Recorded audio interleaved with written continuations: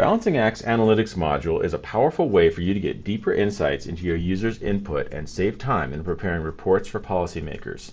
Analytics allows you to go deeper on an individual budget and, importantly, allows you to see all actions taken on your simulation, both from those who submitted responses and those who didn't. Typically, the number of users is at least 4 times the number who submitted. Analytics lets you assign whatever weight you want for each type of data. Start by choosing your budget from the drop-down list at the top. In this case, we've got some simulated data, and I'm going to choose Colorado's budget, and it's going to pull up the information just for that budget. And so this information will look familiar from the dashboard, but this is focused just on this budget. I'm going to scroll down, and you'll see the familiar information, including the top refers. And as we go down, you begin to see some new types of graphs, and I'm going to go down to the revenue side for this. And you can see that we've got the new information displayed. So this big orange bar is the average submission increase or decrease, and the blue bar is the average submission increase or decrease, but just from those who clicked, not from those who submitted. The orange bar is for those who submitted. And then we've also got some trend lines here that show the median. So the orange one is the trend line for the median for the submitted, and the blue one is the trend line for the median for those who clicked. Median can be useful to sort of soften out some, if you've got some users that might have chosen some extreme measures, the median can help flatten that out a little bit. You can also go up here and you can select which items to display on this graph, just simply by clicking and unclicking, and it's all very handy. Each graph has the option to download as a PNG, as a JPEG, etc., or to download as a CSV. Very handy to do if you want to plop something into reports. Scrolling down, you've got just a listing of the top 3 increased and decreased on revenue and expenditures. And then this is a brand new feature that takes advantage of our ability to track clicks now. This is the opens by category. So this is just people who clicked on a category and opened it. It can be very useful for seeing where your interest of the users are.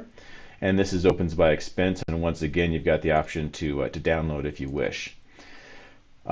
This shows the top items changed, or not just the top items changed, but it shows the number of times each was changed. And so in this case, you can go here and look at individual income tax and see that it was changed 275 times. You can go over here and do the same thing for expenditures. And you can choose what to include on this. If you deselect it, it simply disappears.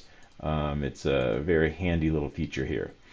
And this is the category breakdown. This in a tabular format, it gives you some high-level information on each of the categories. I'm going to come back to this in just a moment because this is how you drill down on a category, is by clicking the hyperlink on the left here. But before we do that, we just want to finish off this page. These are your exit questions. So these are just from people who submitted. These are the questions that appear after somebody hits the submit button, and these are configurable by you. In this case, it's just gender, age, and zip, but if there were an additional question here, such as, are you satisfied with city services, that would show up here as well.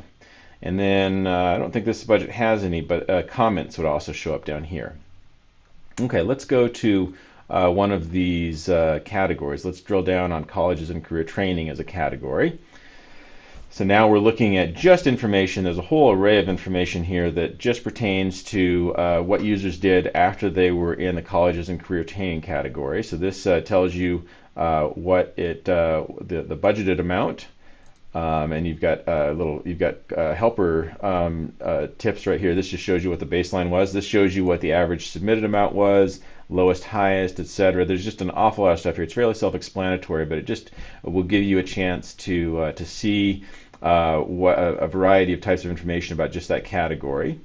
And then here is the subcategory breakdown, and we're going to come back to that in just a sec. Once again, these are clickable and allow you to drill even deeper. But this gives you information about the info and details clicks. So the blue info icon, if you're using that to help explain and give context, that's what shows up here in this blue one.